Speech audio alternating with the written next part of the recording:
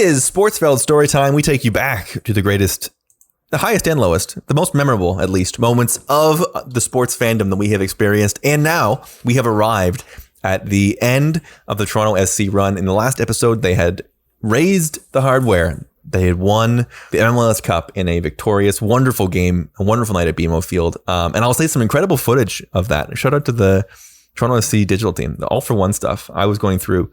And I know I've said this before, and obviously we're in an era where right now we're not seeing a lot of fans. And boy, goosebumps going back and watching this stuff. Like going back and watching the MLS Cup Final when they send in Josie. It's like, man, legitimately like goosebumps. Yeah, I've said a couple times in the last few episodes of these, like 2016-17 TFC highlight videos are top, like up there with Bat Flip and Edwin and Kawhi, like you just random YouTube videos to watch every now and then. And I think they jump into the crowd too, right on the Vasquez goal. Yeah, they do. The whole thing is great. It's just fun. Absolute pandemonium. And listen, you would consider anything after that pretty much icing on the cake, but they would listen. This is up there with best full years of any team that I watched in this city. That is like, man. They go all the way through the CONCACAF Champions League as well, which is something that you would normally not even think about that much. But man, they go through a rarity to see a MLS team have such success. But they go on a huge run in this tournament. Yeah, and some of like the most fun for me personally games. I can't remember if it was the Tigres game or the I think it was the Tigres game, the 2-1 at home in Toronto. I went to that game in the freezing cold because it was like February with some friends. And then that day was also the Raptors game when DeMar ran the length of the court and dunked on the Pistons. And that game went to overtime. And it was one of those, like, we were at the TFC game and we got to the bar just in time to see him dunk. And it was just like a great few years in Toronto sports as a whole. I was also at one of the games on this run. Not nearly as cold. I was at the March 7th Toronto FC versus Tigres game at BMO Field. I did an edible and went with my roommate Zach. And it's great because Zach is somebody that when I was talking to you about a couple episodes ago about being at games. Maybe that was the same game. I don't know. Yeah. I talked about being at a games in the team's first season. And I had gone with Zach to all those games because his family had season tickets at a certain point and we lived pretty close nearby. We would go fairly often in the first few years to go then it was the same. We're talking about the same game. Yeah. I apologize. I'll say this. It was a 2-1 Toronto FC win.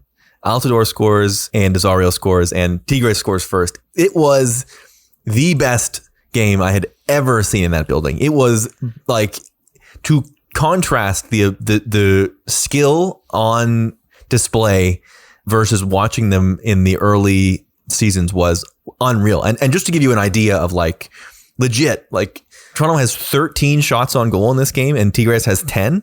Is 52-48 possession.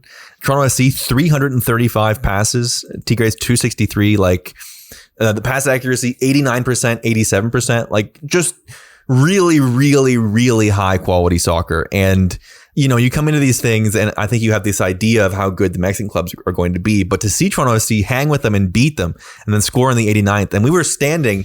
As a matter of fact, we had our seats in the Tigres supporter section and they were up the whole time chanting, having a great time. It was really, really fun to be up there. I remember just being like blown away and moved about how far the team had come and like how high the quality of soccer they were playing. You're right. It was an extremely fun vibe in the building that day. Like the Tigres fans were great. And like, I couldn't believe they fucking traveled that well. And it was obviously not quite like an MLS Cup level, but like it was just like a fun, because like we got to have this sort of happy to be there feeling, but also we won. So It was like, it was great. I loved it. It was a really fun one. Really, really good times. You gotta love it. You simply must love it. They got all the way to the goddamn final. They beat Club America in the semis, which I did not see. They did not go to that game, obviously, but 3-1 win in Toronto, and then they draw, and then it's the 2018 CONCACAF Champions League final against Guadalajara. Like that is quite a journey to go on. Yeah, and it was all right, I'll tell the story. Leg 1 of the final against Guadalajara was in Toronto. That was the same night as a Raptors playoff game. I don't remember which one. And I think there was also a Leaf playoff game that night. I think it was either all three, or I know leg 2 was definitely all three.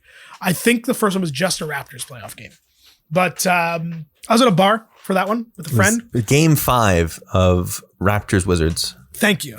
And that was the wonderful day where we got yelled at by won't name names, but a very famous Canadian sports reporter, because he wanted to watch the early season Blue Jays game, and we had asked the bar to put on the TFC game, and TFC lost the first leg 2-1, and then I forget who it was. Someone missed a sitter in the second half, which would have made it 2-2, and we were told to pipe down because they already gave up 2 away goals and it's over. And what's the point? Was what we were told by this sports professional. Little did he know, a week later, they would be a Marky Delgado miss, which I think about all the time, from winning the whole damn thing. The middle. Hamilton battling for it, but Coulter gets on the end of that one. Jovinko is one of them, though. Jovinko here up against Pineda, stands up the cross back post. Delgado over the bar. What an opportunity for Marky Delgado in stoppage time to try and win it for TFC. That's unreal. I misspoke. It's game 2 of Raptors Wizards. They were up. I believe game 5 was leg 2, maybe. Yes, I know I got game 7. I got the dates wrong.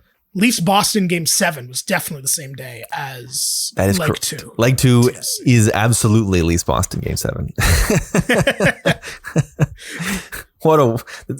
This is what was really incredible, I think, about this time as we sort of reflect on it, is like this stuff was happening at an alarming rate. And there was another day a couple years later where I remember it was also a prominent Jays game. Was maybe this same day, but there was, I think, in 2019 as well. We had like a sort of a quad day, really cool, and I think, hopefully we can get back here. And I think something we wanted to do is sort of talk at the end of this is Toronto FC does shortly after this sort of get back near this level, which is sort of crazy. Yeah, but done in a very, I guess, not done in a different way, but taken, supported. I don't know. That's what am I looking for here? I think supported is right. I think that's sort of. So I feel like we may have talked about this before on the main show. I don't remember because it's. Well, I think we talked about it. We talked about it going into this final. Yeah, and how, TFC made the MLS Cup Final in 2019, and no one seemed to care.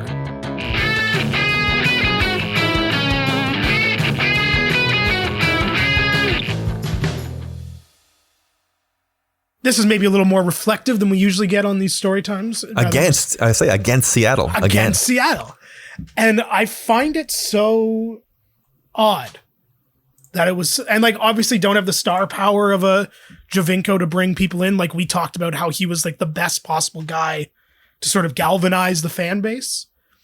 But I do find it odd that they've made this underdog run. They were not supposed to make the finals at all, and won some crazy playoff games, especially the semis where Nick DeLeon, absolute rocket of a shot, upset Atlanta. Richie Larea carrying this one forward and finds the feet of Alejandro Pozuelo. He'll cut in on Pogba.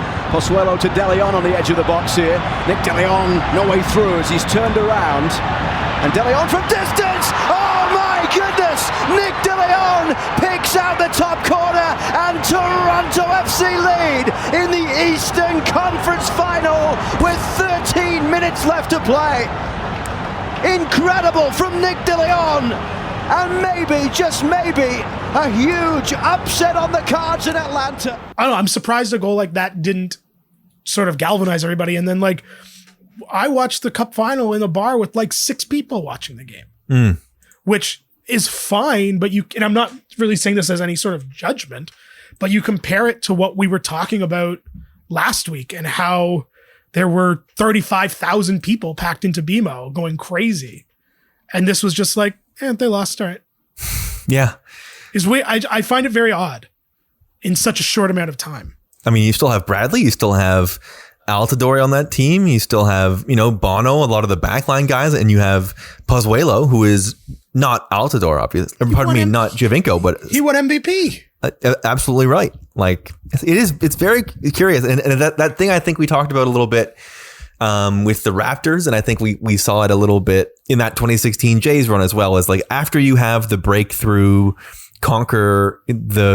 seize the moment thing for the first time, it can be hard to replicate that energy of the way that happens, to overcome something where that seems impossible. Yeah. And like, I wonder too, if it's sort of the format change in MLS, because they changed the playoffs from 2-leg matches to one game, just one game each round. And because TFC were the 4 seed, other than the opening round, they didn't have a home playoff game the entire run. Mm-hmm.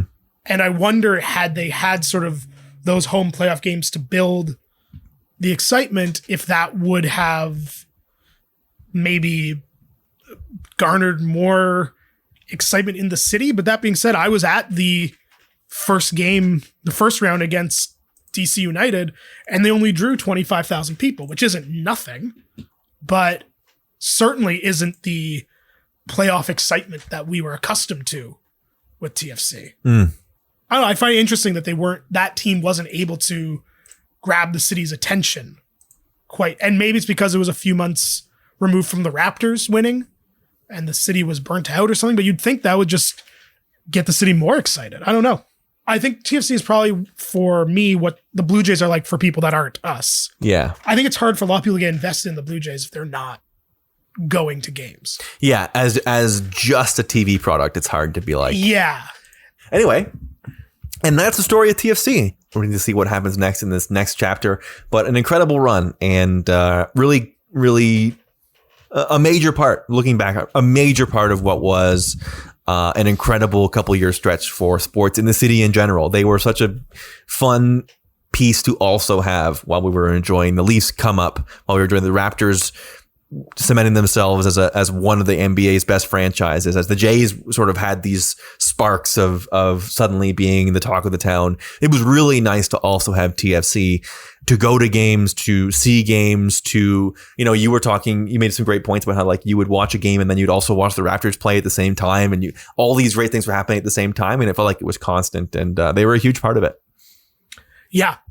There was, I think they're a part, I think there's going to be a look back eventually on sort of 2017 to 2019 as obviously capped by the Raptors, but like really good years to be a Toronto sports fan.